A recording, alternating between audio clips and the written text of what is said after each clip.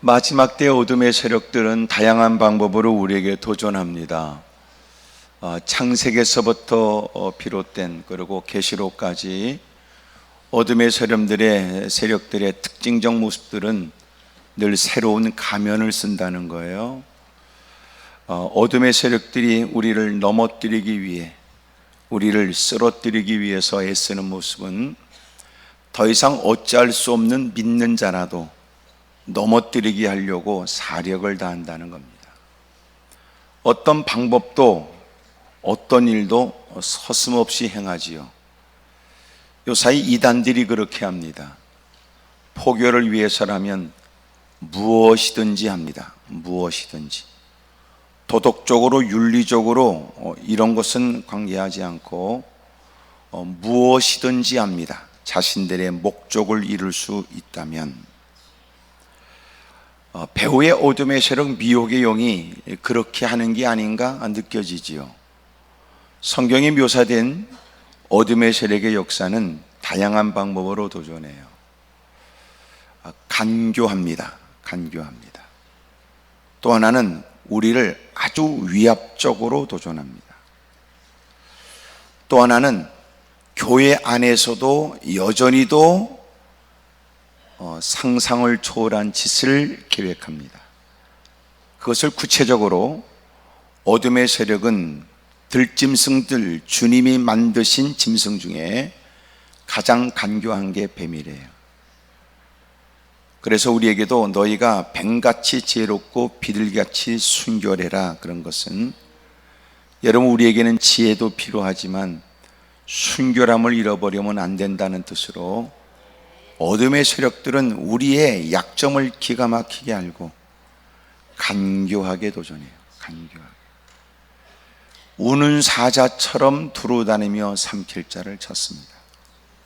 또 하나가 뭐냐면 광명한 천사처럼 도전해요. 하나님 전에 다가와 은혜를 사모하는데 말씀을 통하여 분별력을 갖지 못하게 되면 들려지는 모든 소리가 하나님의 음성인 것처럼 잘못 이해할 수 있습니다. 그러므로 어둠의 세력은 다양한 사람들, 교회 바깥에 있는 사람, 교회 안에 있는 사람, 누구보다도 주님을 잘 섬기려고 모처럼 다짐하고 결심한 사람, 누구를 막론하고 어둠의 세력은 넘어뜨리는 일들을 포기하지 않습니다. 마지막 때 극성을 떠는 원수막의 도전 앞에 주님이 우리에게 깨닫게 하시는 건 정신 차리고 깨어있어 성령 안에서 기도하라고 가르쳐줘요. 그렇지 않으면 간교하기 이를 데 없는 어둠의 세력의 도전을 감지해내기 어렵고 분별하기 쉽지 않고 그런 일에 단호하게 맞서는 것도 어려운 일이기 때문에 그렇습니다. 우리가 왜 분별이 필요할까요? 그 모든 일에 넘어지지 않기 위해서니 단호함도 곁들여져야 될 일이에요. 근데 적지 않은 사람들이 분별하는 것에 관해서는 뭔가가 남다른 듯 보여지지만 결국은 단호하지 못하면 그는 전혀 달라진 것 없이 어리석은 인생이 됩니다. 뭐 때문에 옳고 그름을 분별하려고 했어요? 후회스럽지 않는 삶을 살기 위한 것이요. 뭐 때문에 여러분 하나님이 기뻐하시나 하나님이 기뻐하지 않는가를 왜 가치 있게 여기고 힘썼던 겁니까? 우리는 하나님이 원치 않은 일을 금하고 주님이 기뻐하시는 일이라면 어떤 어려움도 불사하며 그 뜻을 이루겠다는 의지의 표현 아니었습니까? 가슴 아픈 것은 옳고 그름을 모르는 사람도 있지만 옳고 그름을 안다고 대빵 잘난 체는 해도 삶의 현장에는 자빠지고 쓰러지는 것들이 대부분이라는 거예요. 우리가 신앙생활은 뭐냐? 최후 승리를 얻기까지입니다. 그러므로 신앙생활은 성공에 대한 개념이 아니고 신앙생활은 승리에 대한 개념이에요. 피할 수 없는 전쟁은 시작이 됐고 또 우리의 힘으로는 감당할 수 없는 시험이며, 하지만 그럼에도 불구하고 주님이 공급하는 힘으로 넉넉히 이길 수 있는 일이니 피할 수 없는 전쟁 앞에 누구보다 준비된 자가 되어져 넉넉히 이기며 또 이기고 최후 승리를 얻게 되시기를 주의 이름으로 축복합니다. 그 고비를 극복했다고 해서 우리가 다 다다른 게 아니고, 이겨야 되나? 우리는 이기려고 애쓰는 것은 결국은 다다를 때까지예요. 그때 다다를 때까지 애쓰는 거예요. 여리고성을 무너뜨리고, 소위 요단강을 건너고 여리고성을 무너뜨렸다고 해서 이스라엘 백성들이 하나님께서 명하신 가나안 땅을 정복한 건 아닙니다. 그러므로 그들은 그들의 힘으로는 이해할 수 없는 놀라운 하나님의 기적 같은 승리를 경험하지만, 그럼에도 불구하고 긴장을 늦추면 안 돼요. 또 기도하고 여쭤야 되고, 또 기도하며 결정해야 되고, 또 그 일을 감당할 수 있는 힘도 구해야 됩니다. 무사람들이 부러워하거나 칭찬이 자자해도 주님이 그에게 그 일을 시작하게 하신 것은 주의 나라를 위해서며 최후 승리를 얻게 될 때까지니까. 전도했다고 하는 것은 크나큰 성과요 보람일 수 있지만, 한 사람 전도했다고 해서 그게 신앙생활의 끝은 아니고, 교회를 지었다고 하는 것은 그 적은 숫자로 대단한 일로 불려질 수 있지만, 그러나 대부분 성전을 짓기 전에는 시련을 겪는 경우도 있지만, 아무런 문제 없이 성전을 잘 짓고는 성전을 잘 완공하여 그렇게 헌당한 이후 오히려 교회가 어려움 당하는 경우도 많습니다. 이 말이 무슨 말이냐면, 신앙생활은 성전을 짓는 게 목표가 아니었어요. 우리의 신앙생활의 목표는 주님 배울 그날까지 주님이 맡겨준 사명을 끝까지 감당하는 거였으니까. 그러므로 많은 사람들은 우리에게 쉬라고 권면하고, 그렇게까지 애쓸 것 없다고 그러고, 그만하면 남다른 일을 했으니 충분하다고 말할지 모르지만, 정작 주님께 받은 바 은혜를 따라 그 일을 힘써야 될 이유를 느끼는 장본인인 우리는, 누군가가 됐다고 하는 일에 쉬어야 되겠다고 방패를 내려놓거나, 그리고 말씀의 검을 내려놓거나, 그리고 복음에 예비한 신을 풀지 않습니다. 우리는 대장 되신 예수님을 따라 끊임없이 또 발걸음을 옮기며 또 싸우고 또 이겨야 된다. 몽 중에서도 말이죠. 옆에 분한테 물어보세요. 그쪽은 늘 준비되어 있습니까? 물어봐요. 시작. 옆에 사람이 대답하지 않는 건 뭘요? 이런 뜻일 거예요. 여러분, 우리는 준비되어 있을까요? 늘 우리가 전쟁터에 던져져 있어서 하나님의 전승갑주를 입으라고 하신 걸 보면, 빛의 갑옷을 입으라고 하신 걸 보면, 우리는 삶이 아무리 누군가가 보기에 부러움이 될 만큼 편안하고 안락한 생활을 해도 우리는 늘 촉각을 세우고 긴장 속에 준비된 모습으로 살지 않으면 안 돼요. 소위 말해서 신앙의 실패는 가난한 중에도 올 수 있지만 최고의 자리에서도 있을 수 있어요. 무사람들의 부러움의 대상이 된 자리에서 마침내 비참한 인생이 되어져 바닥으로 곤두박질할 수 있어요. 그러므로 환경과 형편이라는 것은 우리에게 상당히 매력적인 유혹적인 일이지만, 내가 누구라는 사실을 한시도 잊으면 안 됩니다. 오늘 성경은 우리가 누구인지를 가르쳐 줘요. 본문 이전에는 우리가 주님의 은혜를 입은 사람들이니까 우리가 해야 될 일이 무엇인가를 가르쳐 주지요. 15절 그런즉 너희가 어떻게 행할지를 자세히 주의하여 지혜 없는 자같이 하지 말고 오직 지혜 있는 자같이 하랍니다. 여러분, 지혜 있다고 하는 사람은 누구냐? 그것은 다른 사람이 아니라 세월을 아끼는 사람이에요. 16절 세월을 아끼라 때가 악하니라.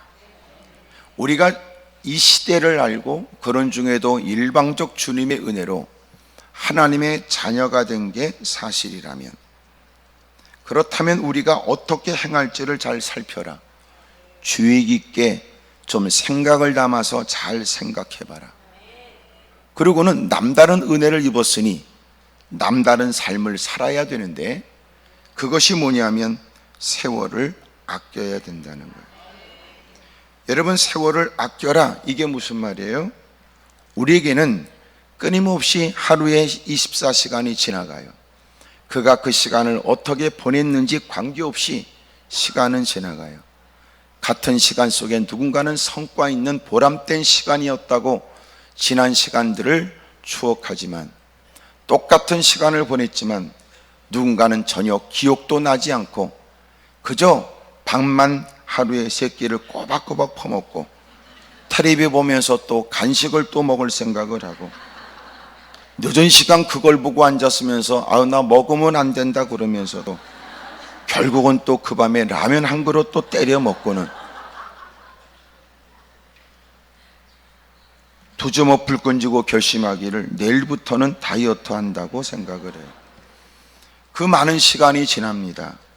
그리고 우리는 똑같은 시간에 누군가는 독립된 장소에 누군가의 눈길을 피하여 누군가하고는 또 다른 시간을 보내면서 여러분, 인류에 영향을 끼치는 발명품을 만들기도 하고 치료를 위한 기가 막힌 연구의 결과를 드러내기도 하고, 또 가는 곳곳마다 누구도 무시할 수 없는 존재 가치가 상승될 만한 여러분 귀한 시간을 보내기도 합니다. 그러므로 25시간 더 많은 시간이 있으면 내가 지금보다 더 나아질 것을 이라고 생각하는 건 대단히 게으른 자였고, 또 그는 불신의 사람이에요. 하나님이 허락하신 똑같은 시간 안에 사람들은 누군가에게 남다른 이미지를 전달합니다.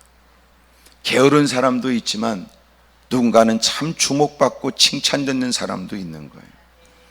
옆에 사람한테 물어보세요. 어쨌든 사람은 아는 것은 오랜 시간이 걸리지만 그러나 첫인상도 중요하니까 옆에 사람 보고 그쪽은 내가 어떻게 보이냐고 서로 물어보세요. 시작.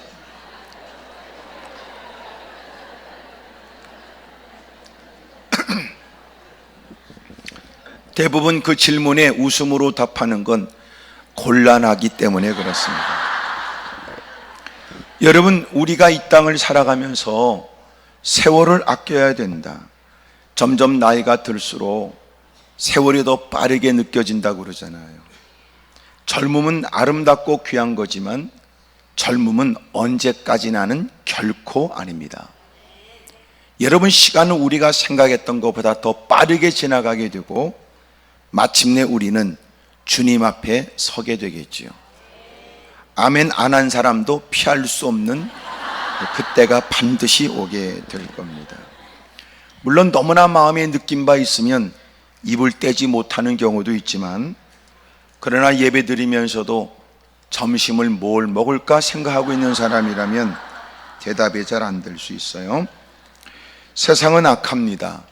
이럴 때 우리가 어떻게 시간을 보낼 것이냐, 어떻게 시간을 가치 있게 만들 것이냐, 여러분, 이것이 예수님을 믿고 그리스도 안에서 우리에게 일어나는 새로운 피조물로서의 새로운 도전이에요.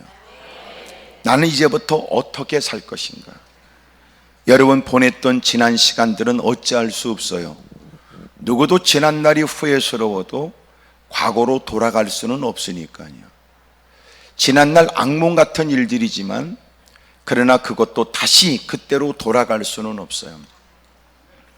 때로는 우리는 더 좋은 날을 기대하지만 우리 스스로가 과거에 얽매여져 더 나은 미래를 포기하고 살아갑니다. 우리에게는 지금까지 상상하지 못한 더 좋은 날이 예비되어 있는데 궁극적으로 천국이기도 하고 지금도 살아계셔서 나와 함께 하시는 주님은 지금까지 내가 체험하지 못한, 그리고 무엇인가는 예전보다도 활기있게 움직일 수 있는 체력은 좀 부족한데도 하나님은 변함없는 놀라운 능력으로 우리의 눈물 예배인 기도를 응답해 주시고 그동안 애써왔던 일에 아름다운 결과도 있게 하시고 또 상상하지 못한 일들이 노년에 그 입술로 간증하도록 도와주실 것을 믿어요. 여러분, 세월을 헛되이 보내면 안 됩니다. 이왕이면 그 하루가 앞섰던 시대의 대단한 인물이 내가 오늘 의미 없이 살아가는 하루를 그들이 살았더라면 주변의 사람들을 행복하게 했을 텐데 어쩜 우리는 오늘 살아가면서 누군가에게 민폐를 끼칠까요? 어제 이 땅을 떠나간 사람에 비해서 오늘 살아있는 자기가 그 사람보다 더 나은 사람인 양 그를 애도했는데 그들이 보내지 못한 하루를 살아가면서 우리는 또 주님 앞에 서게 되면 책망들을 더러운 새로운 죄를 짓나요?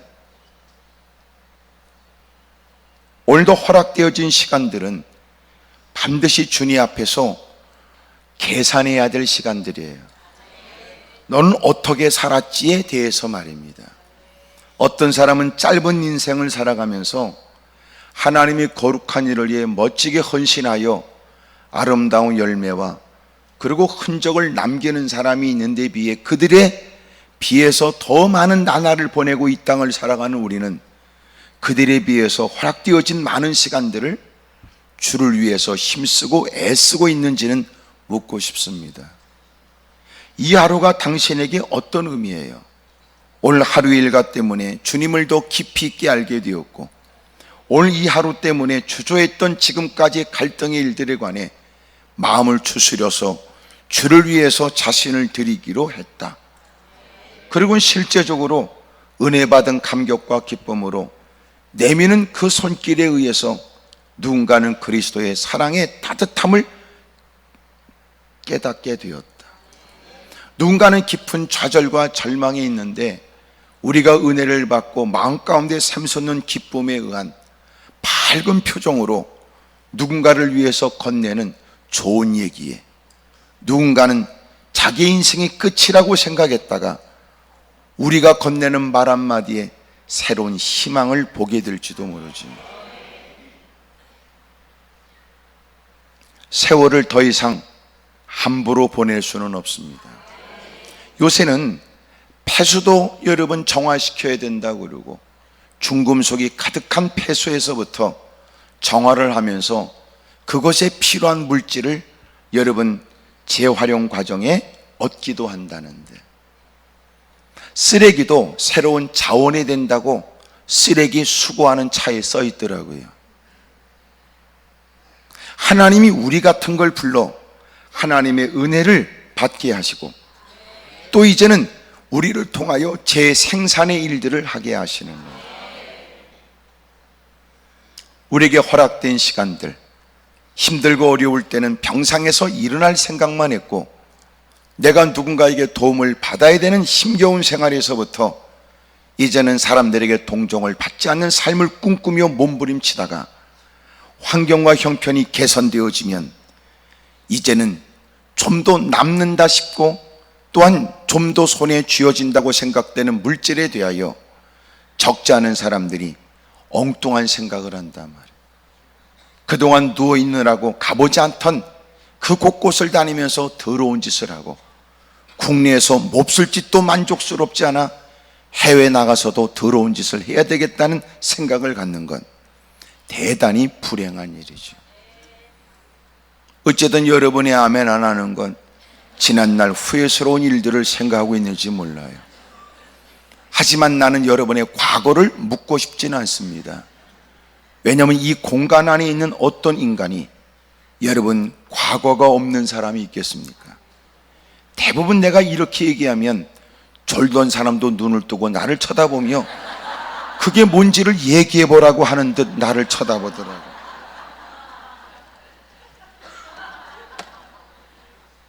내같이 과거를 묻지 않는데 너는 또 왜 내 과거를 자꾸 알고 싶어 하냐 말이야. 오늘 여러분 과거를 따진다면 정죄밖에 더 있겠습니까?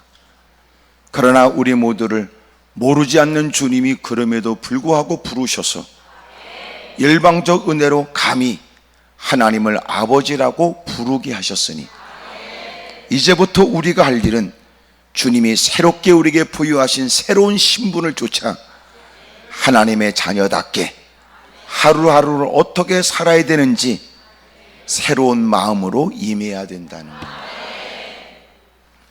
은혜 받고 나면 여러분 아침에 떠오르는 하루가 여러분 햇빛을 통해 떠오르는 아침해를 맞이하면서 시작한 하루가 다르다는데요. 은혜를 받고 나면 그 순간부터 여러분 삶이 다르게 느껴지기 시작하는 거예요. 이제는 세월을 아끼시지요. 옆에 사람 보고 다 얘기하세요. 혀를 차고 지금까지는 어떡하겠냐고 이제부터 잘해야지. 시작.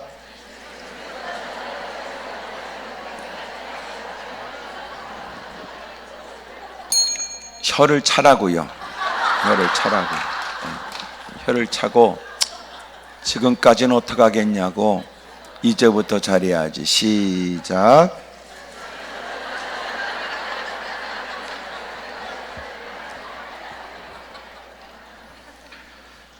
여러분 지혜로운 사람은 17절에 그러므로 어리석은 자가 되지 말고 오직 주의 뜻이 무엇인가 이해하랍니다. 누구보다 세월을 가치 있게 보내는 방법은 주의 뜻이 무엇인가를 이해하는 데 있습니다. 주님께서 내게 뭘 원하실까? 하나님의 선하시고 기뻐하시고 온전하신 뜻이 무엇일까?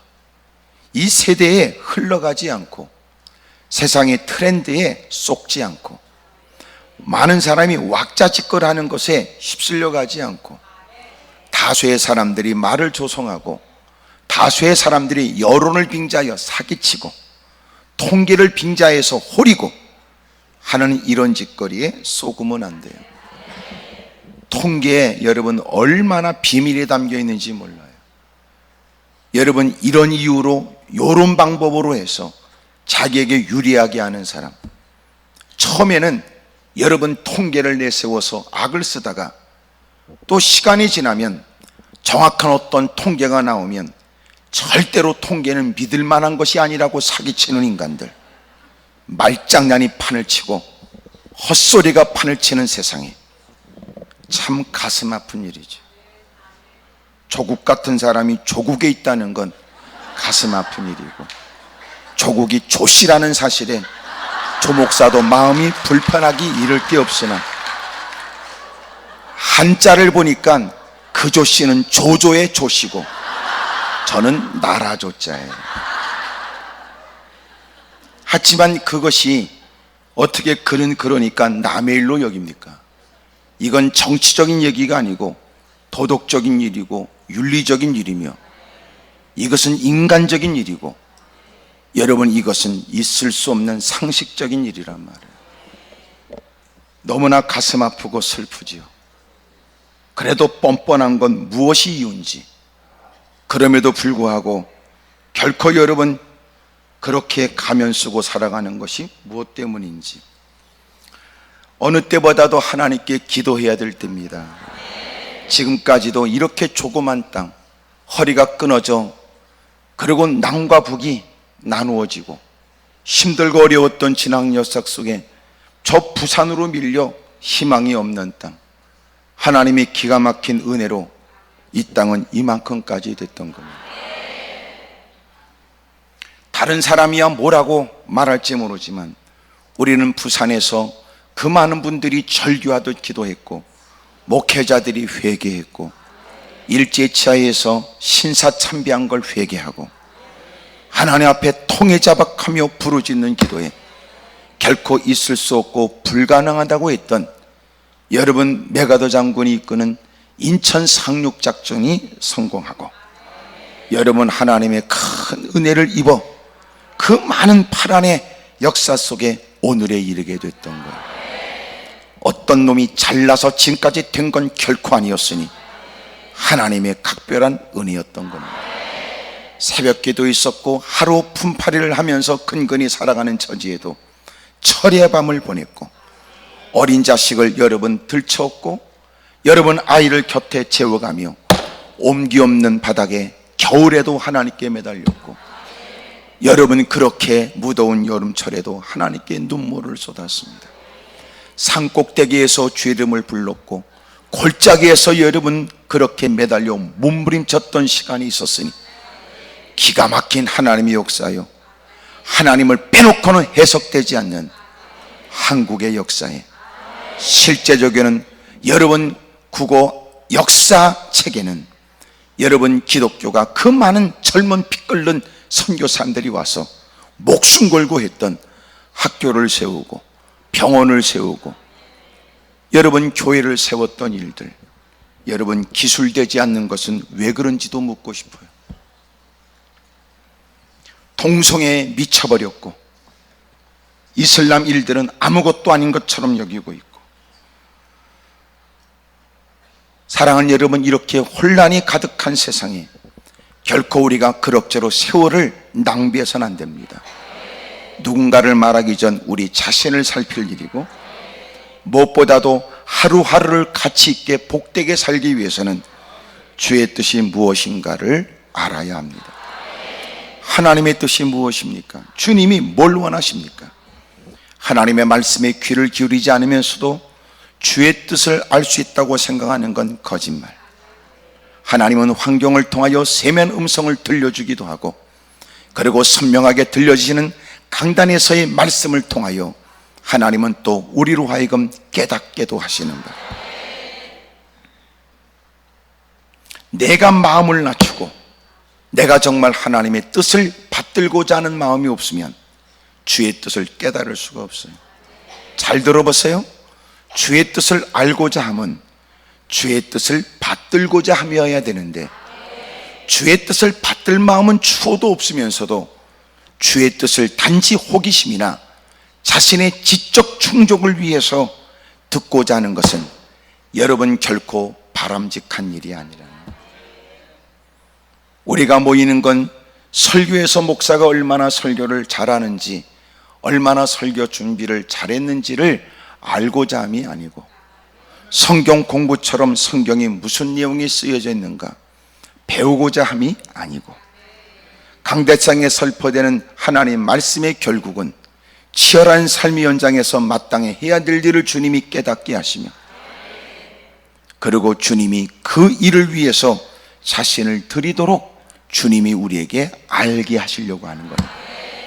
성경을 배운 만큼 무릎을 꿇고 주 이름을 불러야 되는 것이 마땅하고, 하나님 말씀을 통해서 깨달아 눈물을 쏟으며 두 주먹 불끈 쥐고 결심하는 만큼 마침내 그의 삶에는 변화가 또렷해야 됩니다. 그러나 교회를 출입한 지 몇 년, 10년 되었고 예배는 익숙해졌고 많은 말씀을 들었고 성경 좀 읽었다고는 하나 불행하게도 여전히도 돈에 환장하거나 사기치고 등치고 다니거나, 그러면서도 교회에서는 장로, 권사, 집사 소리를 듣고 싶어 하거나, 여전히도 그래서 어쩌겠다는 것이냐라고 나를 뚫어지게 본다면 이것은 사람이 감당할 수 없는 일이겠지. 그러나 이제는 주님이 점점 오실 날이 가까운 때 적어도 마음 가운데 일어나는 양심이 그에게 소리를 지를 텐데,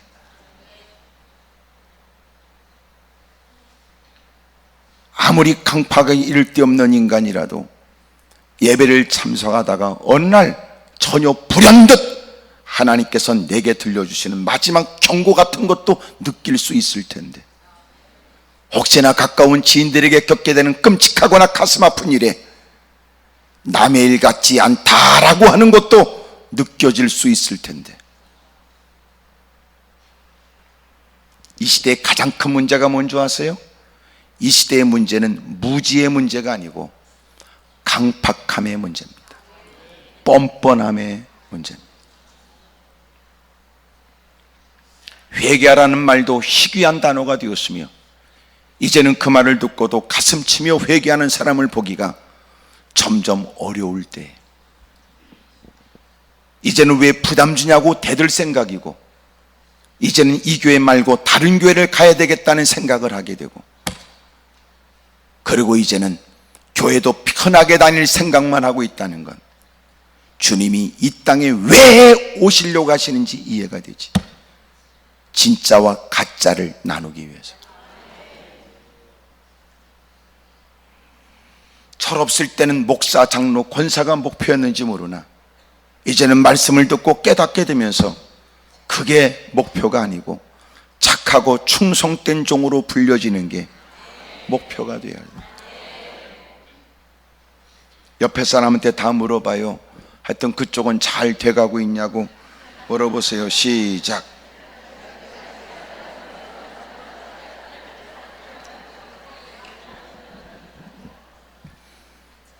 대부분 엎드려 기도할 때마다 하나님께 뜻을 여쭙기도 하니, 오랫동안 기도하는 기도를 들으면 옆에 사람들이 하나님께 관해서 오해가 생겨요. 저렇게 알고 싶은데 왜 안 알려주시는지에 대하여. 그거 못 알려줘? 옆에서 볼 때는 그렇지만 하나님은 이유가 있을 거예요. 하나님의 뜻을 알고자 함이 그냥 들어보겠다는 거냐? 그렇게 하겠다는 거냐? 이제는 아멘도 없습니다. 이제는 심기가 불편한 거예요. 분명하게 여러분도 다 꽃단장하고 이 자리에 있는지 모르고 화장대 앞에서 3시간 후려 패고 마지막으로는 마무리로 파리약을 머리에 뿌리고 나왔는지 모르지만 결국은 여러분도 보통이 아니라는 게 증명이 됩니다.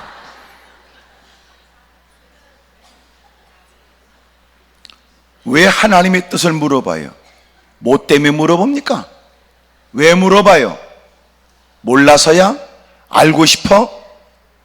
정말 그렇게 기꺼이 주님이 깨닫게 하시면 정반대의 길로 가라고 해도 지금까지 보냈던 시간, 원하는 바를 이루겠다고 애썼던 모든 일들을 다 포기하면서라도 가겠다는 거냐?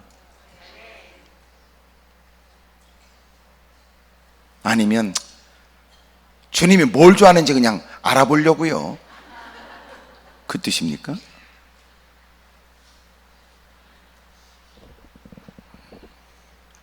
어리석은 자가 되지 말고 오직 주의 뜻이 무엇인가 이해하래요.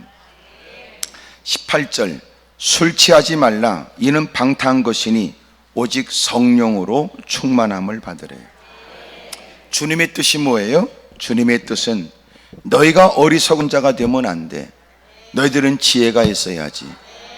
이미도 보낸 시간, 지나간 시간은 어찌할 수 없지만 이제부터는 세월을 헛되이 보내지 마라. 주의 뜻이 무엇인가에는 관심을 가져야 될 거 아니에요. 사람들의 마음을 얻고자 애썼던 시간에 상처받게 더 있어? 누구보다도 애쓰면 사람들의 마음을 얻을 거라고 생각하지만 등에 비수는 꽂히고 여러분 마음의 깊은 상처에 때로는 삶의 의욕도 잃어버리는 일이 빈번한 세상에, 적어도 너희가 세월을 가치 있게 보내려면 지금까지 인생을 파란만장하다고 말하는 만큼 이제는 더 확실하고 분명한 길을 가야 될, 그래도 보낸 세월이 있으니 나이가 있다면 더더욱 주의 뜻이 무엇인가를 알아 바른 길을 걸어야지.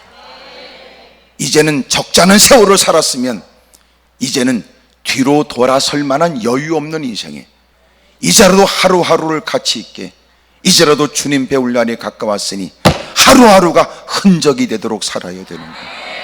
철없을 때는 부딪혀가며 어려움 속에 깨닫고, 어리석을 때는 실패하면서 배웠지만 이제는 하나님의 뜻을 깨닫는 것이 그 어떤 분주함보다도 먼저여야 되고, 주의 뜻이 무엇인가를 이해하는 것은 남은 시간, 남은 세월을 누구보다 현명하게 사는 방법 중에 최고의 방법입니다. 이를 위해서 할 일이 뭡니까? 너희는 오직 성령으로 충만해져야 됩니다. 이 일을 이해를 돕기 위해서 술 취하지 말라, 이는 방탕한 것이라고 했습니다. 세상에 취해야만 세상을 살 수 있을 것 같은 세상 같아요. 미치지 않으면, 여러분 온전한 정신 갖지 않으면 여러분 분노와 원망으로 자기 심장이 파열하여 죽을 것 같은 세상. 때로는 술로라도 달려야 될 것 같고, 술 기운에 의존하지 않으면 여러분 하루하루를 버텨내기 어려울 것 같은 세상에, 하지만 술 취하는 것은 그것은 바르지 않아. 이것은 방탕한 일이고 하나님이 기뻐하지 않지. 그러나 너희들은 오직 성령으로 충만함을 받으라. 다른 방법이 없고 오직이라는 말이 강조되어진 성령으로 충만함을 받으라. 그 성령님으로 충만하지 않으면 여러분 결코 주님을 기쁘시게 하기 어려우며, 살아왔던 지난날과 다를 바 없는 삶은 또 반복될 수 있으니 성령 충만함을 받아 너희들은 세월을 아끼고 이제는 주의 뜻을 받들면서 보람되고 아름다운 삶을 살아야 된다는 거예요. 그래서 제가 늘 교회 안에는 모일 때마다 반드시 물어야 될 두 가지를 얘기했습니다. 하나는 반드시 너는 구원을 받았냐? 확신하고 물어봐라. 너 구원 받았냐? 그 사람이 장로든 권사든 집사든 나발이든 관계없어요. 나발은 성경에 나발이 나옵니다. 그러니까 당신이 누구든 신앙 경력 관계없이, 나이 관계없이, 교회 생활을 얼마나 오랫동안, 교회밥을 얼마나 퍼먹고 살았는지 관계없이 당신 말이야 구원받았어. 그런데 구원받았냐 이거는 없고 자기가 얼마나 교회를 많이 다녔냐만 자랑하고 있으면 이 사람들이 사기꾼이란 말이에요.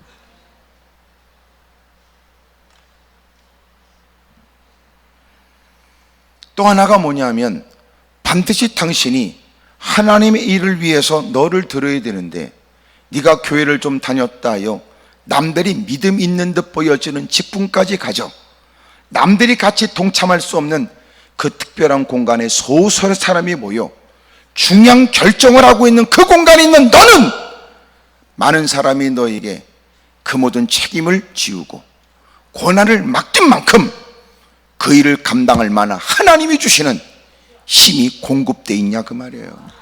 그러니까 성령 충만을 물어봐야지. 아멘입니까? 목사가 목사로서의 일을 감당을 못하겠더라고. 불려지는 목사가 나 스스로도 목사라는 사실을 인식하지만, 그러나 때로는 목사가 목사 일을 감당 못하겠더라고. 왜 그래요? 나도 성질이 있으니까, 기분이 있으니까, 환경의 영향을 받으니까. 특별히 여러분처럼 이렇게 착해 보이나 실상은 독한 여러분들을 만나니까 끊임없이 나도 여러분 그런 분위기, 환경, 이런 일에 영향을 받아. 그러니까 목사가 목사로서의 30년이 넘는 시간을 보냈지만, 그러나 목사가 목사라는 이름 갖고 목사 일을 못하겠더라. 내가 이렇게 얘기하는 것은 여러분이 나를 우습게 보라는 뜻이 아니라 너는 어떠냐 생각해 보라는 뜻이니까 나를 측은하게 볼 건 없어요. 누구도 예배 없어요. 저는 목사로서 30년 넘는 시간이라면 장로 당신은 몇십 년 해먹는 거예요. 권사 당신은 몇십 년 해먹어. 그것으로 주의를 못한다니까. 근데 꼭 그런 것들이 뒷짐지고 다니며 교회 주인 노릇하려고 그러지. 목사님이 은퇴하고 나면 새로운 목사님이 오고 리더십 바뀌면 이제는 자기 밑에 사람처럼 존칭어는 쓸지 모르지만, 예의는 갖추는 듯 볼지 모르지만, 실상은 뒤에서 마음껏 자기가 좌지우지하려고 하는 더러운 인간도 있어요. 그거는요, 교회 다니는 게 아니야, 회사 다니는 거지.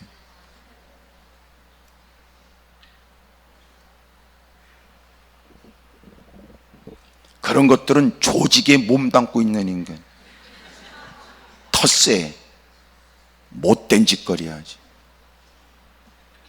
내가 이렇게 담대하게 말하는 건 이 가운데 누가 있다는 뜻은 아닙니다만은, 덧붙이는 것은 내가 확실히 모른다는 거예요. 여기에 누가 있는지 모르지. 여러분 교회 가서 잘하세요. 아멘입니까? 반드시 물어봐라. 너 구원받았냐? 장로라도, 장로님 구원받으셨습니까? 내가 왜 이 얘기를 하는가 보세요.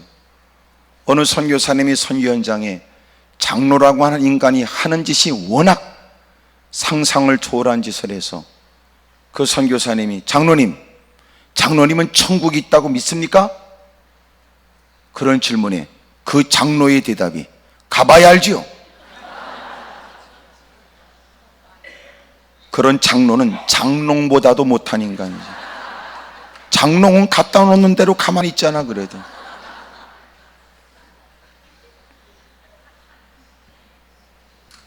이 땅에 달라질 수 있다면 저도 목사라는 이름을 띌 마음도 있어요. 다 띄자. 우리 다 목사든 장로든 권사든 집사든 다 띄고 우리 그냥 성도라고 불러라. 성도.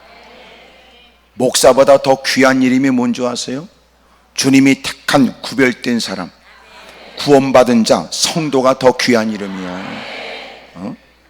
직분은 갖고 있으나 천국 가지 못하는 인간도 있을 거예요. 상상을 초월한 일이 있을 겁니다.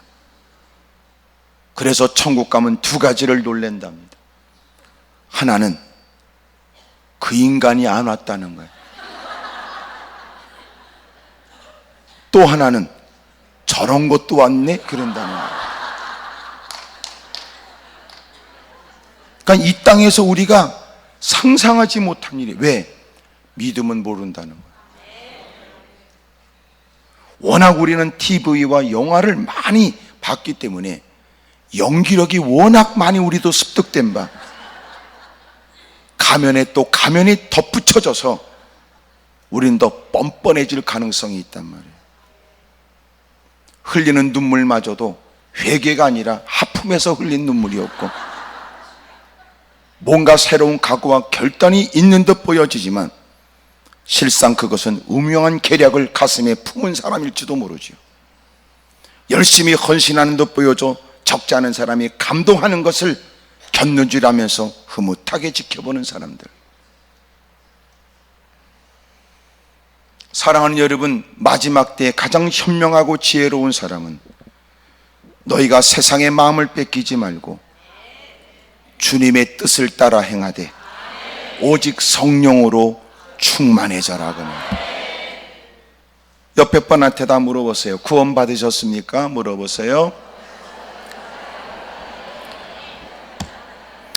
막 우리에게는 일이 막 기쁨이에요. 아, 그래요. 저 구원 받았어요. 여러분, 이 사실 자체는 우리가 서로의 과거와 우리의 형편을 뛰어넘어 하나 될 이유가 되는 거죠. 성령 충만하십니까? 성령 충만해야 우리가 그 일을 위해서 기꺼이 헌신하고자 하는 일에 아름다운 발전적 일들을 기대할 수 있는 거예요. 무슨 힘으로 해?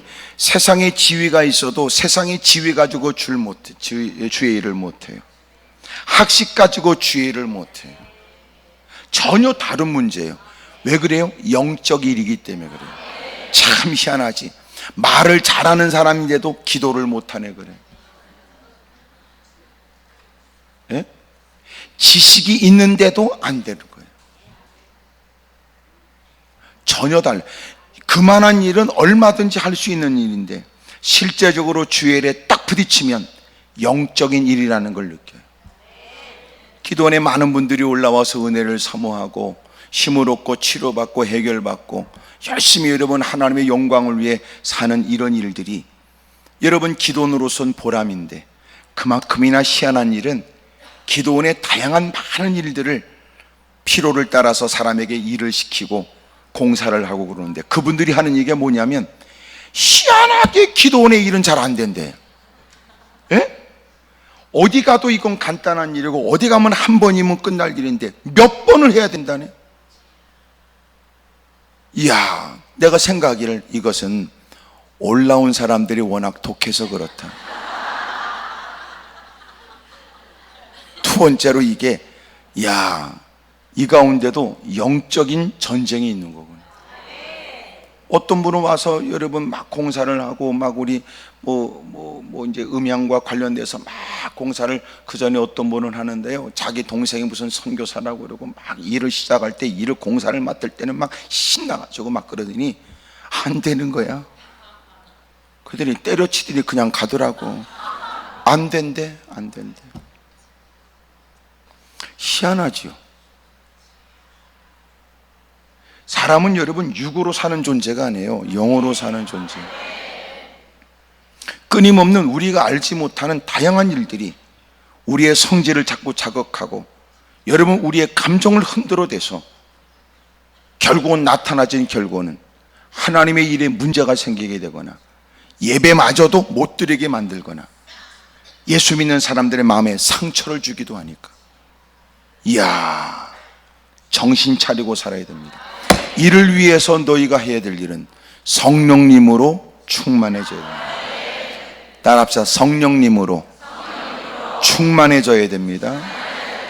제가 일부러 성령님 이렇게 말하는 건 여러분 성령은 물질의 개념이 아니니 충만해진다는 건 있는 중에 더 많이 채워진다는 개념이 아니고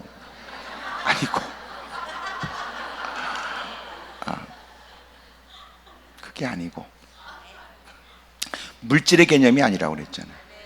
그러니까 성령 하나님으로 충만해지는 것은 나로 하여금 예수님이 믿어지게 하신 성령께서 이제는 주의 뜻을 쫓아 행하게 하시려고 하는 그 성령님으로 장악당하는 거예요. 그게 충만한 거예요. 성령님의 은혜가 아니고는 하나님을 아버지라고 부를 수가 없어요. 아, 하나님의 은혜로 이 쓸데없는 자 왜 구속하여 주는지 난 알 수 없도다. 왜 내게 성령 주셔서 내 마음을 감동해 주 예수 믿게 하는지 난 알 수 없도다. 내가 믿고 또 의지함은 내 모든 형편 아시는 주 늘 보여주실 것을 나는 확실히 왜 내게 성령 왜 내게 성령 주셔 내 마음을 감동 주 예수 믿게 하는지 주 예수 믿게 하는지 난 알 수 없도다. 내가 믿고 또 의지하는 내 모든 형편 아시는 주님 늘 보여주실 것을 나는 확실히 아네. 성령께서 우리에게 은혜를 주심으로 예수님을 나의 주님이라고 고백하고 하나님을 서슴없이 주저함이 없이 본 적도 없으면서도 하나님을 나의 아버지라고 고백하는 이거를 많은 사람들은 뭐라고 그래요? 제정신이 아니라고 그래요. 그런데 우리는 믿어져요. 놀랍잖아요. 그 전에 어느 목사님이 하셨던 말씀이에요. 오래전에 어렸을 때 헤어졌던 그 아버지를 이상가족 찾기 하는 것처럼 그래서 아버지를 만나게 됐대. 이야, 만나기 전에 이렇게 저하고 대화하셨는데 막 가슴이 설레기도 하고 두렵기도 하고 막 별 마음이 다 들더래요. 그리고 만나고 나서 저하고도 또 같이 대화를 하셨어요. 가서 딱 봤는데요, 전혀 낯선 노인네, 낯선 노인. 아버지가 잘 안 됐다는데, 아버지가 잘 안 되더래. 아버지 이게 잘 안 되더래. 너무나 많은 시간이 지난다. 그 어렸을 때 헤어져 기억 속에 또렷하지 않는 그 아버지.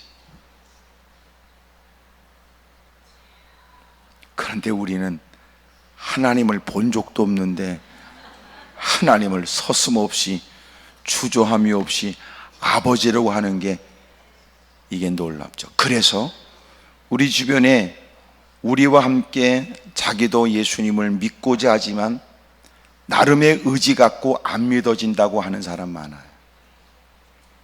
근데 우리는 왜 눈해요? 왜 눈총입니까? 하나님을 아버지라고 고백하게 이르고 예수님을 나의 주님이라고 고백하게 되었으니 은혜지요. 그런 중에 이미 성령을 통하여 하나님을 고백하고 주님을 고백하게 되었던 우리에게 성령 충만은 그 성령님이 우리의 모든 생각, 사고, 모든 삶의 습관, 우리의 모든 고집스러운 것까지 주님이 통제하여 장악하셔서 우리를 이끌어 가십니다. 잘 들어보세요. 원수까지 사랑한다는 게 지정신으로 되겠습니까? 아멘을 안 하는 건 원수가 없다는 거예요. 말도 안 된다는 거예요. 원수까지라고 말할 수는 없지만, 그러나 우리는 불편한 관계조차도 개선할 마음의 의지가 없는 경우도 많고, 그가 내게 잊을 수 없는 아직도 아물지 않은 상처를 준 장본인이라면 결코 그에 관해서 용서는 쉬운 게 아니에요. 원수까지 사랑하라는데, 원수는 뭐냐면 쓰는 거는 원수라고 쓰고 읽을 때는 왼수라고 읽어요. 자기의 감정을 담은 얘기예요. 그리고 그 인간에 관해서는 더 이상 얘기하지 말라고 사람들 앞에 선언하는 것이고, 그리고 결코 그 사람 나는 더 이상 만날 마음이 없다는 걸 분명히 밝히는 표현이에요. 그런데 원수를 사랑하라니요, 지정신 갖고 안 될 일이지요. 그러니까 성령님의 은혜 아니면 하나님의 말씀대로 살 수 없으니, 주의 뜻을 알고자 하는 것은 무엇 때문에 그러냐? 주님의 뜻은 다른 거 없다. 성령님으로 충만해져서 이미도 네가 익히 잘 알고 있는 그 하나님의 뜻대로 사는 것, 그것이 그 상황, 그 처지, 그 형편에 당신이 갈등하면서 하나님께 질문하는 주님의 뜻이다. 성령 충만하여 성실하게 살면 하나님은 일상에서 놀라운 기적 같은 일을 나타내고, 여러분 돕는 사람은 없으나 주님이 그를 책임져 주심을 무사람들도 보게 만들어 주신다는 거예요. 성령 충만함은 나타나지는 모습은 이렇습니다. 19절, 시와 찬송과 신령한 노래들로 서로 화답하며 너희의 마음으로 주께 노래하며 찬송하며 그래. 여러분, 성령 충만하면 그들의 마음에 변화가 일어납니다. 그들은 노래하며 찬송해요. 주님을 송축해요.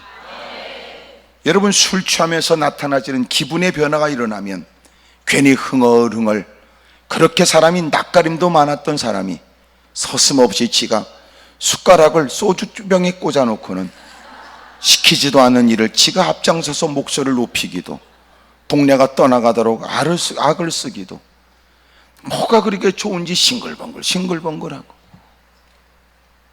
술 취하는 것은 방탕하고 바르지 않은 일이나 너희가 성령 충만을 하게 되면 주님께서 그 마음에 허락하신 그 기쁨에 주체할 수 없고 감출 수 없는 모습들이 찬송과 주님을 송축하는 노래로 나타나진대.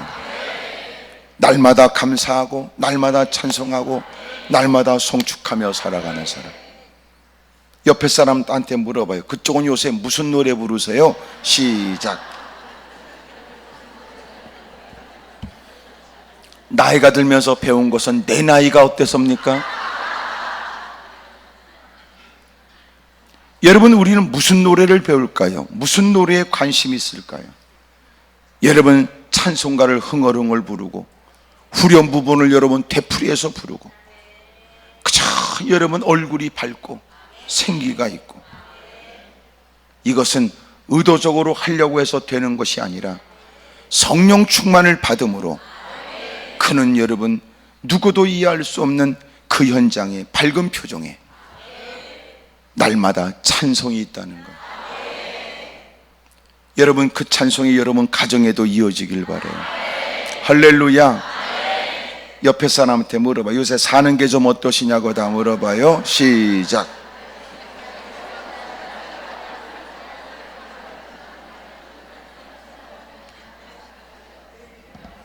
자기의 마음을 담아서 우울한 노래를 불러가며 구속진 곳에 처벽혀가지고 신세한탄하지 말고 오늘 성령 충만함으로 인하여 하나님의 마음 가운데 주시는 그 기쁨에 환한 미소가 있고 생기가 넘치는 찬양이 있기를 축복합니다. 여러분, 20절에 범사의 우리 주 예수 그리스도의 이름으로 항상 아버지 하나님께 감사하는 거예요. 그러니까 감사는 환경을 통해서 얻어지는 것이 아니라 감사는 하나님이 주시는 하나님의 성령의 은혜로 일어나요. 날마다 감사하고 찬송하고 감사하고 살아요. 감사. 다시 말하면 요새 여러분의 입술에 불평이 늘어나거나 감사를 잃어버린 건 어떻다는 거예요?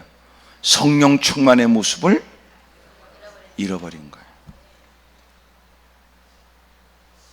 하지만 나는 오늘 이 시간을 통하여 다시 사모하고 흠모하기를 주님 제게 성령님으로 충만해지게 해주십시오.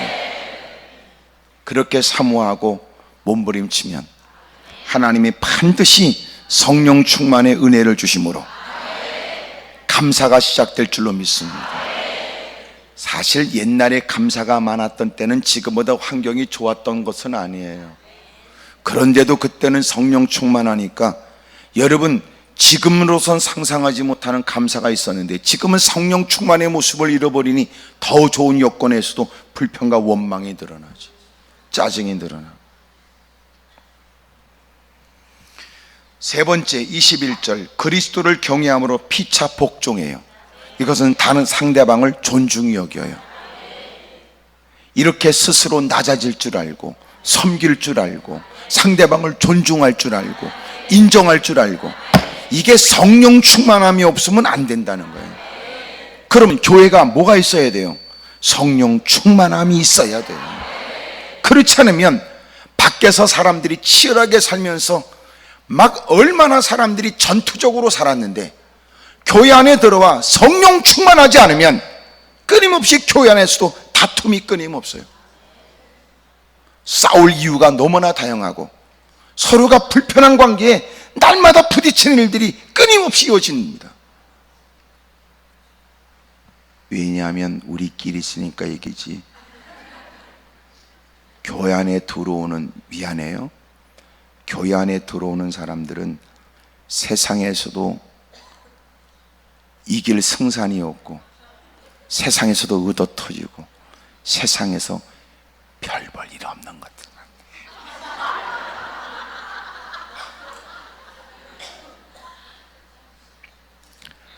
아직도 세상에서 끝발이 있고 경쟁력이 있고 그러면요 교회 안에 안 들어와.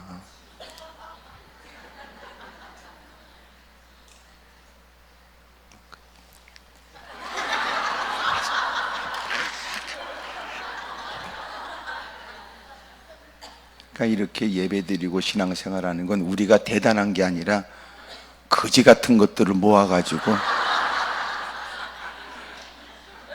거룩한 일에 헌신하게 하시는 하나님이 위대하시지요. 크게 아멘 하십시오. 그러니까 우리는 별 볼 일 없는 것들이 교회 안에 모여가지고 도토리 키재기하고 너 잘났네 나 잘났네 그러고 싸우고 앉았으니 밖에 있는 사람이 보면 우습지. 그리고 더 놀라운 건 교회 안에서 또 웬만큼 하나님이 부어주신 은혜에 환경과 형편이 달라지면 또 이 무리 안 끼고 그 무리에 낀다고 또 기어나가. 참 참담한 일이지. 그래도 너무나 서운해할 건 조금만 기다리면 또 다시 그것도 기어 들어옵니다.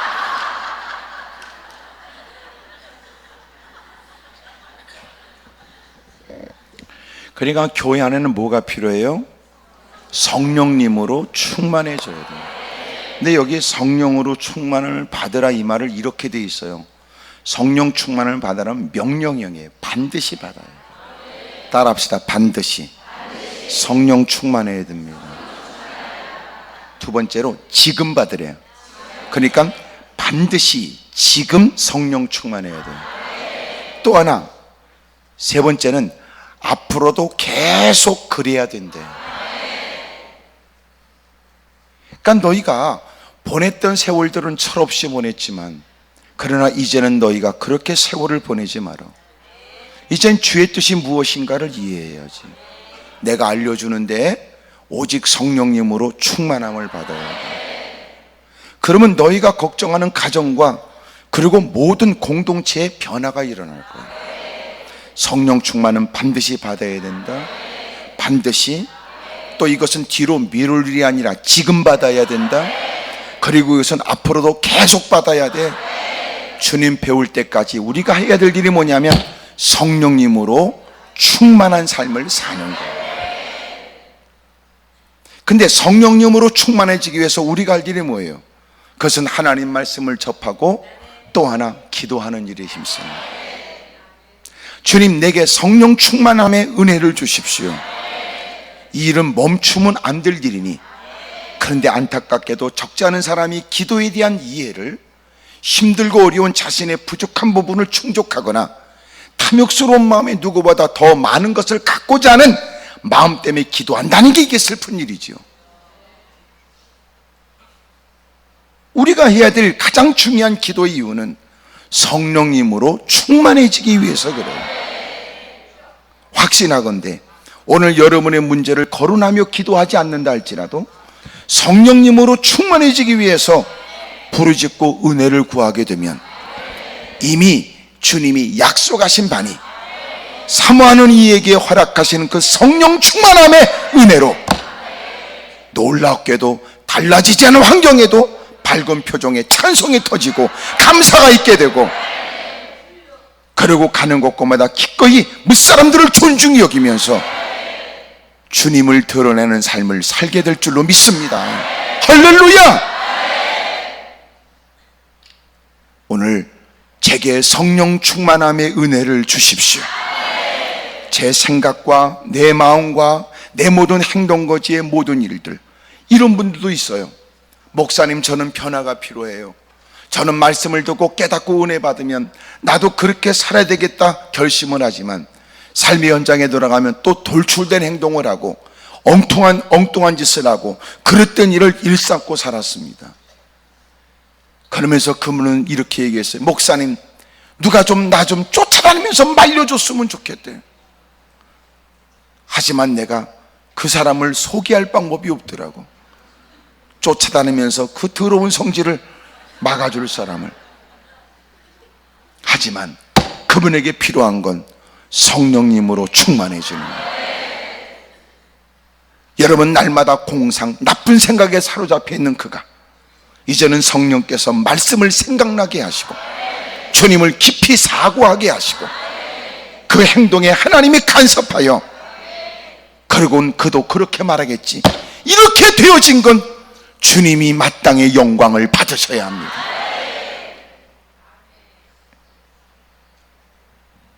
오늘 서로 피차보는 첫인상이 어떻게 보이든 옆에 사람 느낄 만큼 힘들고 어려운 처지의 모습들이 느껴지도록 기난심을 토하고 있다 할지라도 오늘 우리 모두가 성령 충만의 은혜를 갈망하십시다. 갈망. 있으면 좋고 없으면 좋고가 아니라 반드시 받아야 될 일에 힘주어 목소리를 높이며, 오 하나님, 제게 성령님으로 충만해지게 해 주십시오. 저를 사로잡으시고 저를 통제하시고 저를 정복하시고 저를 붙들어 주십시오. 그런 사모하는 마음이 간절히 일어나기를 주의 이름으로 축복합니다. 주님의 성령 지금 이곳에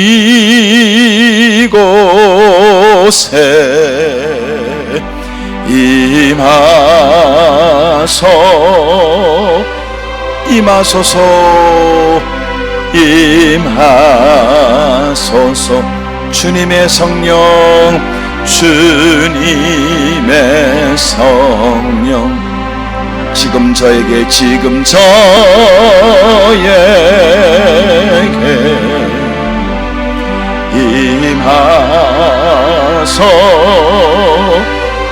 임하소서 두 손 들고 할렐루야 할렐루야 할렐루야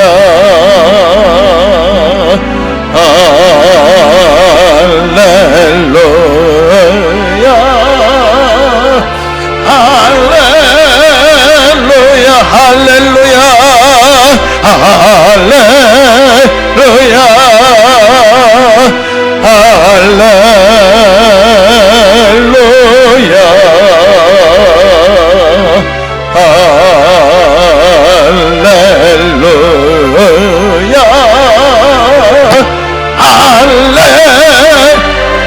주님을 크게 세워 모르고 통성한 일을 기도합니다. 주여